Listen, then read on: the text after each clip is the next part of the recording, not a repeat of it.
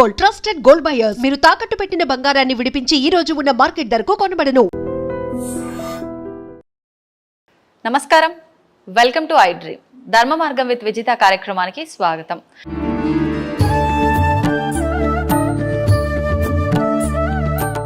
నమస్కారం అండి. నమస్తే అమ్మా. గురువు గారు, ఇందాక మీతో మాట్లాడుతున్నంత సేపు నాకు ఒకటి అనిపించింది. మీరు ఆలయంలో చేస్తున్న తప్పుల విషయంలో చెప్పిన దగ్గర నుంచి ఇందాక మనం పచ్చకర్పూరం వీడియోలో మాట్లాడుకున్నప్పుడు స్వామివారు మీరు మాట్లాడుకుంటారు అని చెప్పడం, ఇవన్నీ విన్నాక ఎన్నో మంచి మంచి అనుభూతులు ఉండుంటాయి నిజంగా స్వామివారికి మీకు మధ్య ఈ ఆలయంలో జరిగినవి. అవన్నీ తెలుసుకోవాలనిపిస్తుంది. నిజంగా అటువంటి ఏమైనా అనుభూతులు ఉంటే మా ప్రేక్షకుల కోసం. ప్రతినిత్యం చేసే సేవా కార్యక్రమంలో చాలా రకాలు ఉంటాయమ్మా. చాలా రకాలు. నాకైతే అనుభూతులు ఎన్నో ఉన్నాయి. పూర్వం ఉన్న ఆలయం దగ్గర నుంచి కానీ ఇప్పుడు చేస్తున్న ఆలయం దగ్గర నుంచి కానీ. ఒక ఉదాహరణకి నేను కొంచెం బద్దగించి 10 నిమిషాలు నిద్ర లేట్గా లేస్తే 10 నిమిషాలు ఇక్కడ భక్తులకి లేట్ అయిపోతుంది. అంటే స్వామి దర్శనం లేట్ అవుతుంది కదా. ఆ టైంలో నేను తొందరగా చేస్తే ఆ సందర్భంలో ఇటువైపు మాల వేస్తున్నప్పుడు జాగ్రత్తగా ఇటువైపు కట్టి మళ్ళీ ఇటువైపు వచ్చిన తర్వాత ఇటువైపు వదిలేస్తారండి. సరే ఏదో అయింది కదా నన్ను మళ్ళీ జాగ్రత్తగా అటు వేసి ఇటు వస్తే ఇటు వదులుతారు. మీరు ఎటువంటి ముడైనా వినివ్వండి. ఆయన చేసే ఇటువంటివి భలే అనిపిస్తాయి అన్నమాట. అప్పుడు ఫస్ట్ అర్థం కాదు, నాదే పొరపాటు అని చెప్పి ఎలా బుద్ధి చెప్పాలో అలా చెప్తారు. అంతేకాకుండా మాట్లాడుకోవడం అంటేనమ్మా, ఆ స్వామి ఏమిటి నెమ్మదిగా స్వీకరించారా, ఎలా ఉంది పొంగల్, ఎలా ఉంది శుభ్రంగా స్వీకరించారా, అందులోనూ ఉప్పు ఎక్కువైంది అని నా మనసుకు అనిపించింది. స్వామివారికి నైవేద్యం పెట్టిన తర్వాత అది ఉప్పు ఎక్కువడం కాదు, నార్మల్గా ఉంటుంది. అంటే ఉప్పు సమాన పాలనలోకి మారుతుంది. ఎప్పుడైనా నేను ఎన్నో ప్రసాదాలు చేస్తాను. ప్రతిరోజు నేనే చేసి పెట్టాలి కదా, అర్చక స్వామి చేస్తారు సహజంగా. ఎన్ని ప్రసాదాల్లో చేసినా అంతమంది వచ్చి ఎంతో అద్భుతంగా ఉంది అని చెప్పంటారు. కానీ నేను వాళ్ళందరితో కూడా ఎప్పుడో ఒకటే అంటాను, సంతోషమే బాగుంది, కానీ స్వామివారు స్వీకరించే వరకు నేను చేసింది అది.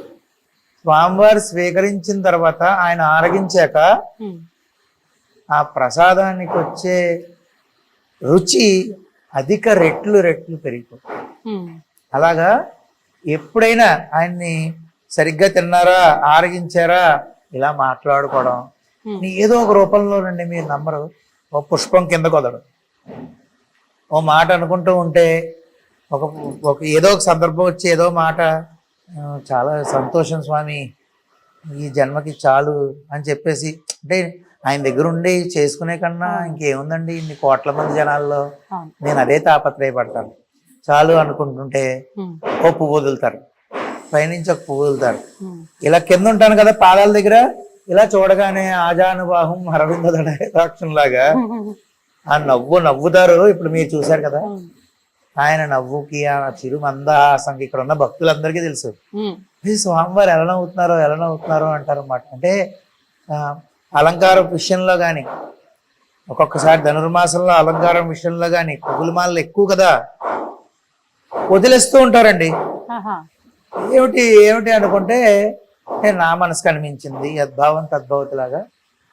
అధిక బరువే ఓ తెగ అలంకారం చేస్తాడు వీడు చాలా ఆపన్నట్టుగా. ఒక మాల తీసేసి 2 మాలలు తీసేస్తే అంతా నార్మల్. లేదా మంగళాశాసనాలు చేస్తున్నప్పుడు కూడా టింగ్ అని ఒకటి వదులుతూ ఉంటారు.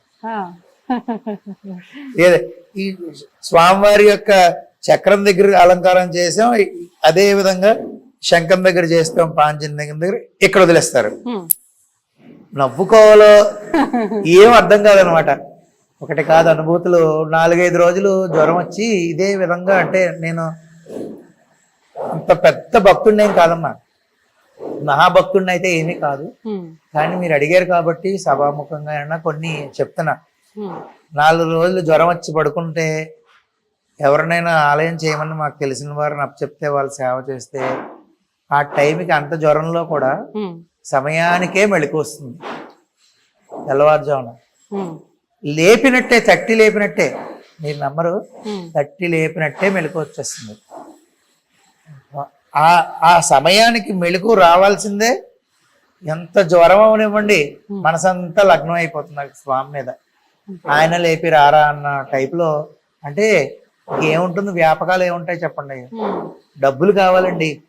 ధర్మ అర్ధ కామ్య మోక్ష అంటాం సంకల్పంలో. అంటే ధర్మం అనేది రైలు పెట్టికి ఇంజిన్ భోగి అనుకుంటే, మోక్షం అనేది ఆఖరిని ఉండే గాడ్ అనుకోండి. ఈ మధ్యలో అర్థము కామము ఉంటాయి. అర్థము అంటే డబ్బులు సంపాదించాలి. ఎందుకు? గృహస్థాశ్రమం స్వీకరించాను, వివాహం చేసుకున్నాను, పోషించాలి కాబట్టి. కామము అంటే తుచ్చమైన కామం కాదు, కామ్యము అంటే కోరిక. అంటే ఈ కోరిక ఏదైతే ఉందో, ఈ అర్థం అంటే డబ్బు ఏదైతే సంపాదన ఏదైతే ఉందో, ఈ రెండిట్లని నువ్వు ఫస్ట్ ఉన్న ధర్మంగా చెయ్యి. ధర్మంతో ముడిపెట్టాలి.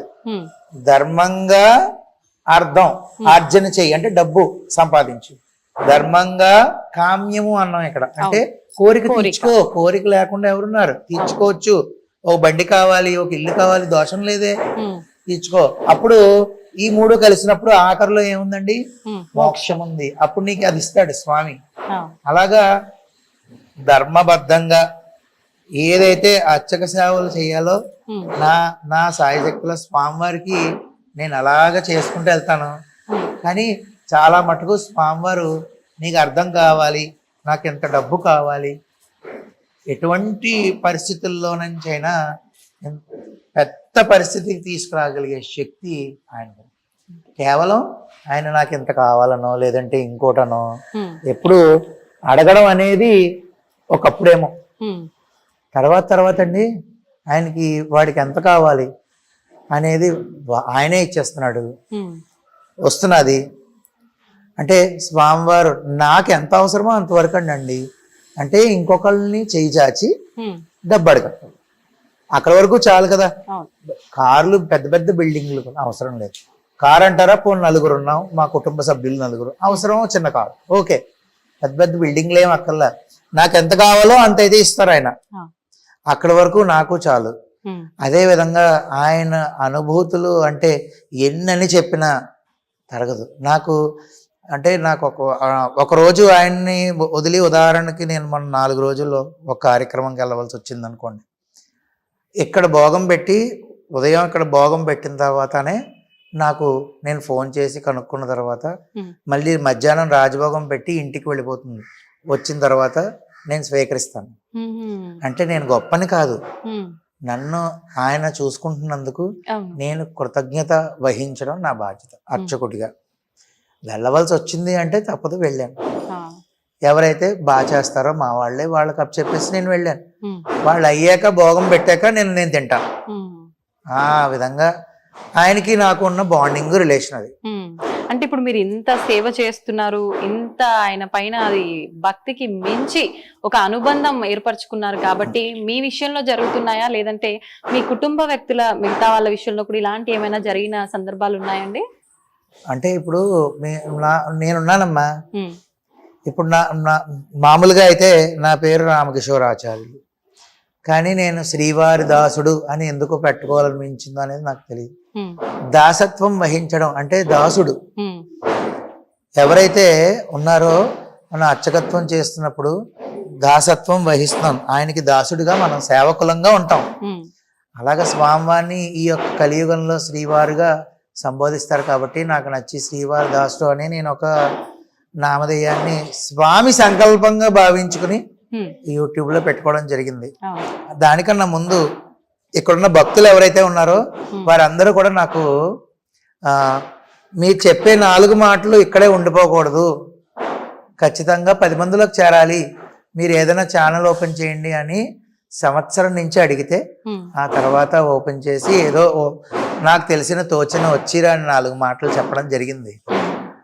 దానికి తోడు అంటే ఇప్పుడు మనం ఏ విధంగా ఉంటామో మన పిల్లలు అలాగ ఉంటారు. అలాగా నా కోరిక ఈ ఛానల్ పెట్టడానికి కేవలం చిన్నపిల్లల కోసమే. ఎందుకంటేనమ్మా చిన్నపిల్లల దగ్గర నుంచి ఆలోచనలు మారాలి, చెడుదోవ పట్టకుండా మంచి మార్గంలోకి వెళ్ళాలి. అప్పుడు ఈ యొక్క నేను పెట్టడానికి కారణం ఏంటంటే ఈ శ్లోకాలు పద్యాలు అందరూ నేర్చుకుని చిన్నపిల్లలకి మంచి అభివృద్ధి కలగాలి అనేదే నా తాపత్రయం. అదేవిధంగా నా పిల్లలకి నేను ఇంట్లో నేర్పుతాను. మా అమ్మాయి కుందన దాని పేరు, అది 12వ తరగతి ఇంటర్మీడియట్ సెకండ్ ఇయర్ చదువుతున్నది. అది ఇంట్లో శుభ్రంగా మేము ఉంటున్న ఇంటి చుట్టుపక్కల ఒక 25 మందికి 20 నుంచి 25 మందికి మన ఈ యొక్క మహాభారతం దగ్గర నుంచి భాగవతము, అంతేకాకుండా రామాయణం, అన్ని శ్లోకాలు అన్ని నేర్పిస్తూ ఉంటుంది. అలాగా నా కొడుకు కూడా వాళ్ళల్లో ఒకటిగా కూర్చుని నేర్చుకుంటాడు. వాడు వాయునందనే, వాడి పేరు వాయునందన్. అయ్యో మాకెందుకు తెలియదండి, చిన్న శ్రీవారదాసుడు కదా. వాడి సొంతంగా వీడియోలు కూడా మొదలు పెట్టేశాడు. సొంతంగానే చేస్తున్నాడండి అవన్నీ. నేను ఈ మధ్య కాలంలో 1-2 వీడియోలు చూసాను. అంటే ఒకనొక సందర్భంలో మేము లేనప్పుడు వాడు వీడియో తీసుకుంటే అప్పుడు నాకు అనిపించింది, నేను మీ చిన్న శ్రీవారదాసుడు జై శ్రీమన్నారాయణ అంటే వీడి నా వీడియోలు చూసి ఇలాగా. అంటే మనం ఏ మార్గంలో తీసుకెళ్తే పిల్లలు ఆ మార్గంలో వెళ్తారు అనడానికి నిదర్శనం. అంటే మా వాడేదో పెద్ద గొప్పవాడని నేను చెప్పట్లేదమ్మా. ఇప్పుడు మనం ఎవరైనా తల్లిదండ్రులు ప్రవర్తించే విధానం బట్టి వెళ్ళిపోతూ ఉంటుంది. ఇప్పుడు కొంతమంది చిన్నపిల్లలే బూతులు తిట్టడం నేను చూస్తాను. అన్నట్టు మాట్లాడుకోవాలి కదా. అంటే అమ్మో అనే భయం లేకుండా తల్లిదండ్రులు ఇద్దరు కూడా వాగ్వివాదం చేసుకున్న సందర్భంలో మాట్లాడుకున్న మాటలు వాడి చెవిలోకి వెళ్ళిపోతున్నాయి. వాళ్ళిద్దరు ఇలా కొట్టుకుంటారు అనే మార్గం మనం ఎలా తీసుకెళ్తున్నాం మనం మన పిల్లల్ని. ఆ విధంగా ఇక్కడ ఉన్న పిల్లలందరికీ మాకు సాయశక్తుల అన్ని శ్లోకాలు రావాలనో పద్యాలు రావాలనో విష్ణు సహస్రనామం నేర్పించింది మా అమ్మాయి. నేను ఆలయంలో ఉంటాను. నా భార్య తను కూడా అకాడమిక్ ట్యూషన్స్ చెప్తుంది. వారిద్దరూ కలిపి నేర్పిస్తారు శ్లోకాలు మొత్తం అన్ని కూడా ఇద్దరు కలిపి. తను లేకపోతే అమ్మాయి లేకపోతే తను నేర్పిస్తారు. వాయునందన్ వాయు ఇవ్వండి వాయునందన్. నమస్కారాలు చిన్న శ్రీవారదాసుడు. ఏం పేరు నీ పేరు? వాయునందన్. ఎందుకు పెట్టారు ఆ పేరు? నీకు ఎప్పుడైనా చెప్పారా? నాన్నగారు అడిగావా? నువ్వు అడగలేదా? ఎందుకని? ఇన్ని గొప్ప గొప్ప విషయాలు చెప్తున్నావు కదా, ఇంత బుడ్డిగా ఉన్నప్పుడే దీని గురించి అడగాలనిపించలేదా ఇప్పుడు? అవునా? ఎన్ని శ్లోకాలు నేర్చుకున్నావు నువ్వు? రోజు శ్లోకాలు నేర్చుకుంటావంట, వింటావంట. ఎన్ని నేర్చుకున్నావు? ఏం శ్లోకాలు నేర్చుకున్నావు? ఏమొచ్చు నీకు? విష్ణు సహస్రనామం వచ్చు, హనుమాన్ చాలీసా వచ్చు, హనుమాన్ దండకం కూడా వచ్చు. అవన్నీ మా అక్క నేర్పిస్తుంది. ద్వాదశనామ స్తోత్రం చెప్పు. హనుమానందన సూను వాయుపుత్రో మహాబలః రామేష్టః ఫల్గుణసఖః పింగాక్షో అమిత విక్రమః ఉదతిక్రమణశ్చైవ సీతాశోక వినాశకః లక్ష్మణ ప్రాణదాత చ తసగ్రీవస్య దర్పః ద్వాదశేతాని నామాని కపీంద్రశ్చ మహాత్మనః స్వాపకాలే పఠే నిత్యం యాత్రాకాలే విశేషితః తస్య మృత్యు భయం నాస్తి సర్వత్ర విజయీ భవేత్. సూపర్. అంతా నిజంగా నాకైతే తెలియదు, ఉన్నట్టుగా చెప్పాలి. కరెక్ట్ గా చెప్తున్నాడా అండి? ఎక్కడ ఏ తప్పు లేకుండా కరెక్ట్ గా చెప్పాడు. హనుమాన్ ద్వాదశనామ స్తోత్రం అంటారు. ఓకే. ఈ యొక్క స్తోత్రం యొక్క వైశిష్ట్యత ఏంటంటే ముందు పిల్లలకు మేము అదే నేర్పించాం, అందుకనే వాడు అదే చెప్పాడు. చెప్పమన్నాను కూడా నేను. అంటే హనుమంతుడి యొక్క 12 నామాలు అతి శక్తివంతమైన నామాలు. ఇది యాత్రాకాలే విశేషిత. అంటే మనం ఎక్కడికైనా బయలుదేరినప్పుడు చదివితే ఎటువంటి ఇబ్బందులు కలగకుండా కాపాడు.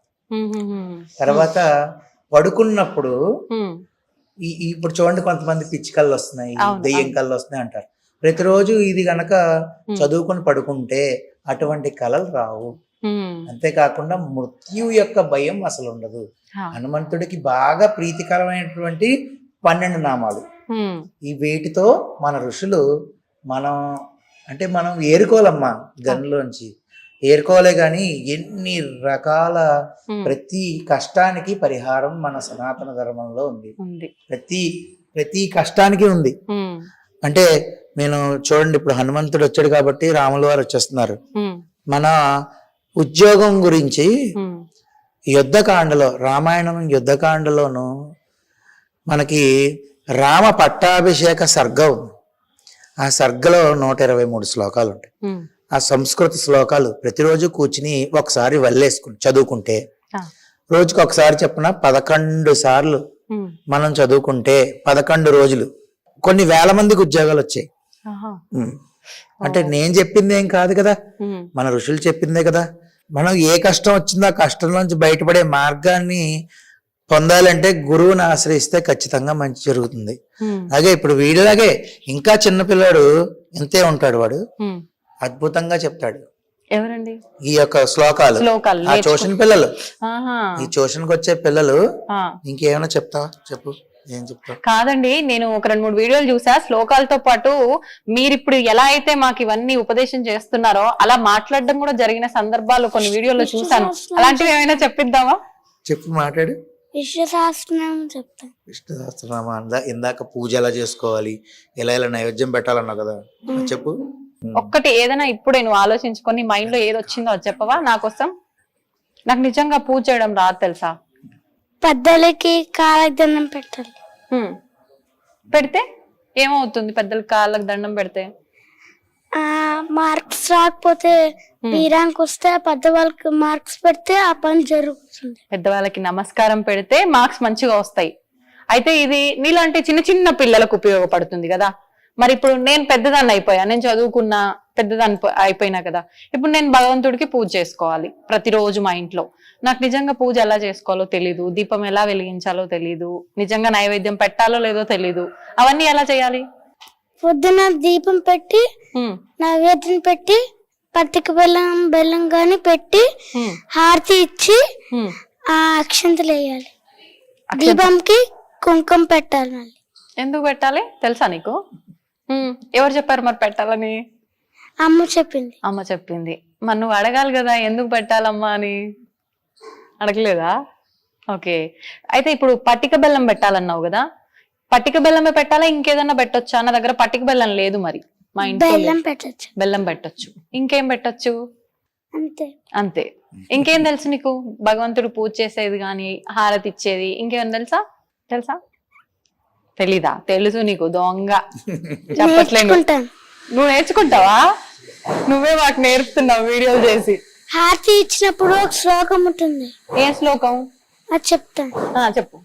శుక్లాంబరధరం విష్ణుం శశివర్ణం చతుర్భుజం ప్రసన్నవదనం ధ్యాయే సర్వ విఘ్నోపశాంతయే వ్యాసం వశిష్ఠ నప్తారం శక్తే పౌత్రమకల్మషం పరాక్షరాత్మజం వందే సుఖతాతం తపోనిధిం వ్యాసాయ విష్ణురూపాయ వ్యాసరూపాయ విష్ణవే నమో వైబ్రహ్మనిధయే వాసిష్ఠాయ నమో నమః అవికారాయ శుద్ధాయ నిత్యాయ పరమాత్మనే సదైకరూపరూపాయ విష్ణవే ప్రభవిష్ణవే యస్య స్మరణ మాత్రేణ జన్మ సంసార బంధనాత్ విముచ్యతే నమస్తస్మై విష్ణవే ప్రభవిష్ణవే ఓం నమో విష్ణవే ప్రభవిష్ణవే శ్రీ వైశంపాయన ఉవాచ శ్రుత్వా ధర్మానుశేషేణ పావనాని చ సర్వశః యుధిష్ఠిరశాంతనవం పునరేవాభ్యభాషత యుధిష్ఠిర ఉవాచ కిమేకం దైవతం లోకే కిం వాక్వేవం పరాయణం శృణ్వంతః కమర్చంత ప్రాత్మయుజ్ఞానమాశుభం కో ధర్మ సర్వధర్మాణం భవతః పరమో మతః కిం పునముచ్యతే జంతుర్జన్మ సంసార బంధనాత్.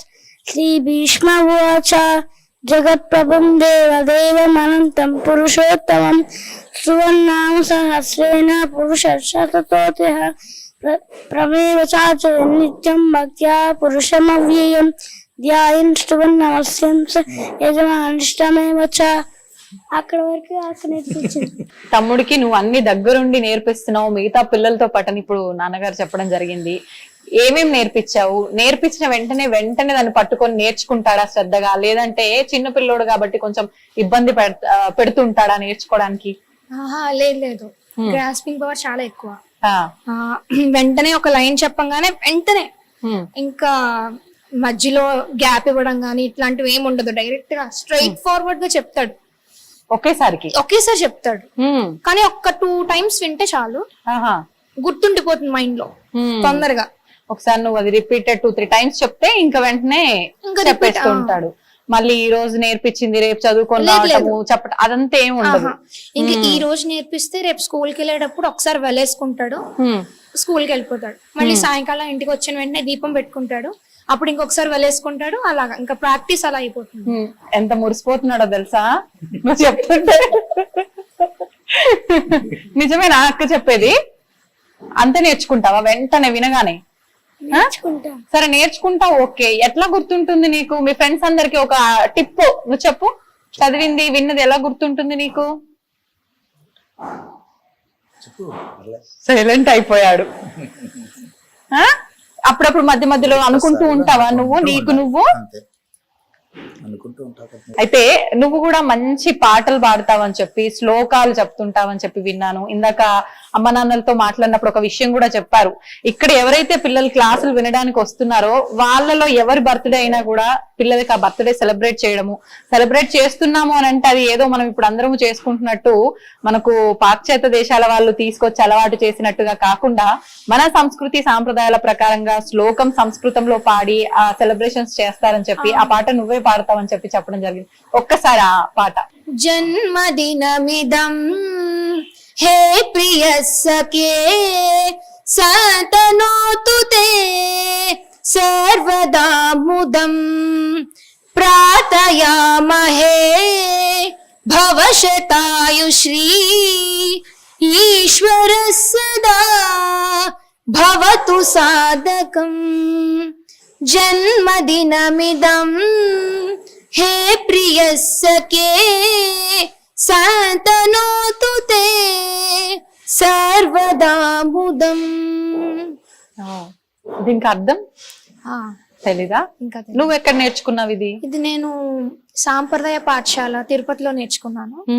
వాళ్ళు ఇంకా మేము ఎట్లా అయితే ఆ మడి ఆచారాలు అలాగైతే ఉంటాయో సేమ్ అక్కడ ఇలాగే అన్నమాట. ఇంకా అవుటర్స్ వాళ్ళందరూ ఇంకా ఇంగ్లీష్ అనేది లేదు. ఇంకా మన మాతృభాష తెలుగు, ఇంకా తెలుగు సంస్కృతం అంతే.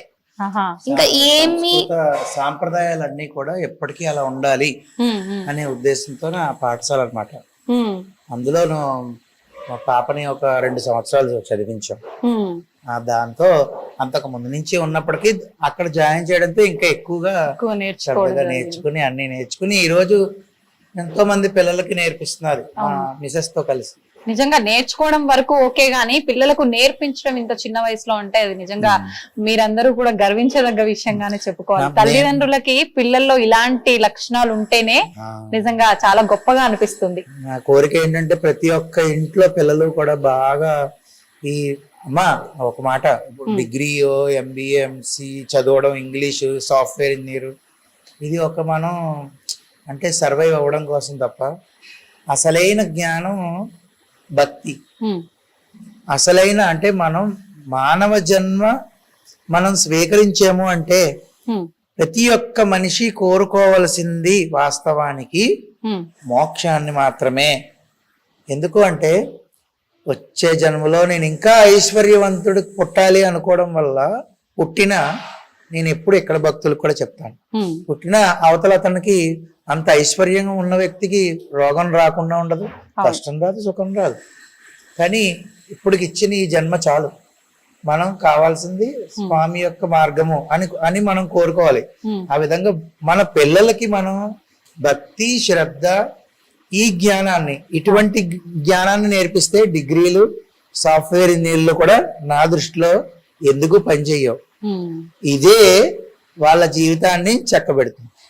ఈ యొక్క జ్ఞానాన్ని మనం ఇవ్వగలిగితే, భక్తి జ్ఞానాన్ని ఇవ్వగలిగితే, ఆ భక్తి జ్ఞానమే ఇంగ్లీష్ చదువులు ఏం చదివించాలి, తర్వాత ఎలా స్థిరపడాలో ఆ జ్ఞానం చూసుకుంటుంది. అలా అని చెప్పి ఇంగ్లీష్ స్టడీస్ మాన్పించేమని కాదు, దాంతో సిమిలర్ గా ఖచ్చితంగా ఈ రోజుల్లో పిల్లలందరూ ఇవన్నీ నేర్చుకుంటూనే ఉండాలమ్మా. అంటే వీరిద్దరు జెమ్స్ బాగా నేర్చేసుకున్నారని నేను చెప్పట్లే, కానీ నాకు సంతోషమే, నిజంగా చాలా సంతోషమే. నాకు దాంతో పాటు 10 మంది పిల్లలు నేర్చుకోవడం అనేది నాకు ఇంకా సంతోషం. మా దగ్గరికి వచ్చి ఎప్పుడైతే ఇక్కడ మేము ఉన్నామో, ఇక్కడ నుంచి గురుగారు ఇలా నేర్పిస్తున్నారంట కదా అని ప్రతి ఒక్కళ్ళు ఈ మధ్య చాలా మంది సేవాదాసుడు మీకు గుళ్ళో పూజ అవుతుంటే కొంతమంది పడుకోకూడదు, పడుకుంటారు, కొంతమంది పడుకోకూడదు, పూజ అవుతున్నప్పుడు కూర్చోకూడదు కూడా. సరేలే. అయిపోయిందా? అర్థమైందా? గుళ్ళో పూజలు అవుతున్నప్పుడు ఏమన్నా జరుగుతున్నప్పుడు పడుకోకూడదు. శ్రీ గురు చరణ సరోజ రజ నిజ మన ముకుర సుదార వరణౌ రఘువర విమల యశ జోదాయక ఫలచార బల బుద్ధి విద్యా దేహు మోహి హరహు కలేశ వికార जय हनुमान ध्यान गुण सागर जय कपीसति लोक उजागर रामदूत अतुलित बलधामा अंजनी पुत्र पवन सुत नामा महावीर विक्रम बजरंगी कुमति निवार सुमति के संगी कंचन वरण विराज सुवेश कानन कुंडल कुंचित केश हाथ वज्र और ध्वजा विराजे कांधे मूज जनेऊ साजे शंकर सुवन केसरी नंदन तेज प्रताप महाजगवंदन विद्यावान गुणी अति चातुर राम काज करिबे को आतुर प्रभु चरित्र सुइबे को रसिया राम लखन सीता राम लक्ष्मण जानकी जय बोलो हनुमान की राम लक्ष्मण जानकी जय बोलो हनुमान की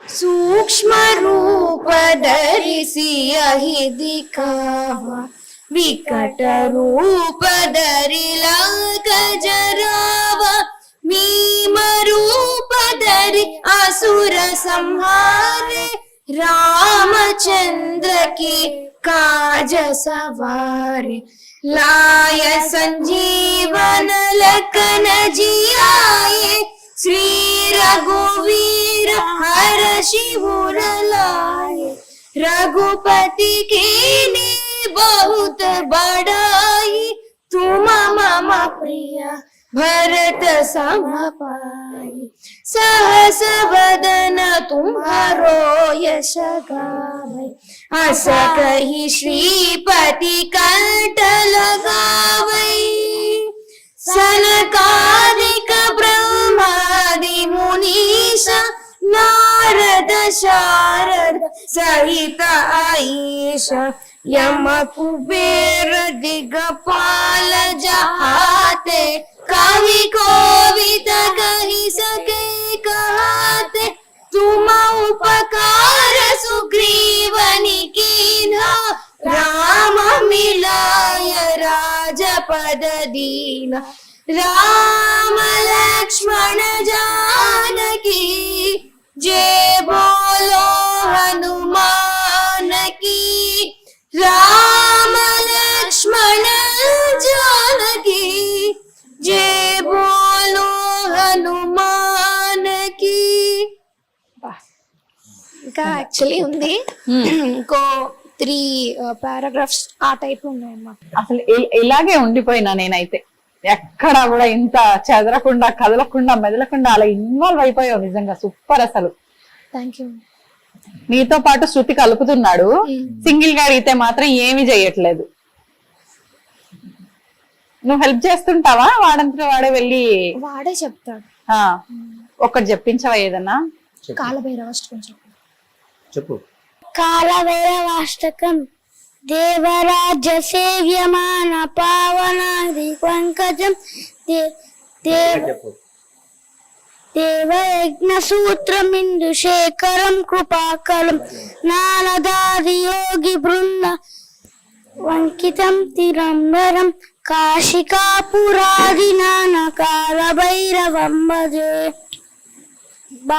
భానుకోటి భాస్వరం భవతి పరం నీలకంఠమీప్సితాతదాయకం త్రిలోచనం కాళకాల బంబుజాక్షమక్షరములమక్షరం కాశికాపురాదిరానకాల భైరవం భజే శూలకంఠ పాశదండ పాహి మాణికాధరం శ్యామకాయమాదిదేవమక్షరం నిరంతరం భీమ విక్రమం ప్రభుం విచిత్రతాండవ ప్రియం కాశికాపురాదినానకాల భైరవం భజే ముక్తిదాయకం ప్రశస్తతారు విగ్రహం భక్తవత్సలం శ్రీకం సమస్తలోక విగ్రహం నిర్మలోకహేమ కింకినీల సర్కటిం కాశికాపునానిదాతకాల భైరవం భజే రత్నవాలుక